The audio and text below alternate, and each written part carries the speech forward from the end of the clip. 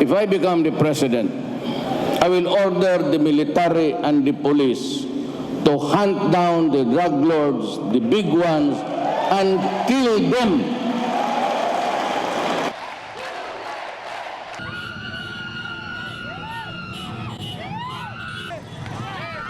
Bakit ako tumakbo? Galit ako sa gobyerno. As a Filipino, nasasaktan ako. Filipino ako. Ito lang ang bayan ko. Wala akong mga kapatid na Pilipino, kundi kayo. At ang droga, it's flooding the country. Ngayon, pag ako ang na-presidente, hindi ko kayo pinapatawa at hindi ako nagtatawa. Pagdating ko, sabihin ko sa militar, pati polis, itong order ko hanapin ninyo sila, patayin ninyo, period.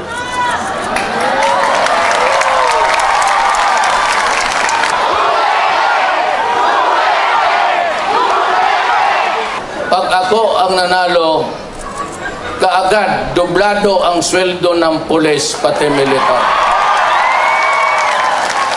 So, hintuan ninyo, droga, kriminalidad, korupsyon. Ang sunod kong gawin, pag pag-upo ako, I will propose to Congress, or if it can done by a decree, 20,000 below or 25, wala ng buwis.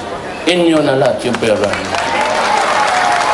Ang pinakamalakas na ibigay ko sa budget, ang pinaka number 1 ko, edukasyon. Tapos, agrikultura. Tapos, health services. Huwag ninyong pakinggan yung mura ko. Kasi yung mura ko, galit ako. Kanino ako galit?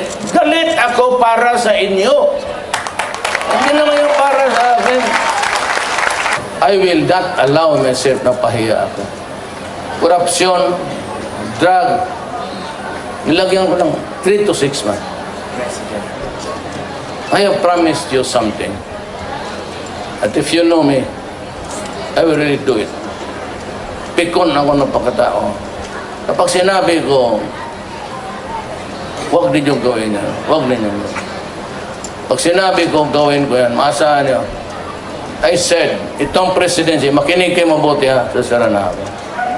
I will do it even if makaposta ko, even if I lose my life, my honor, and even the presidency, gagawain ko yung pinangako ko.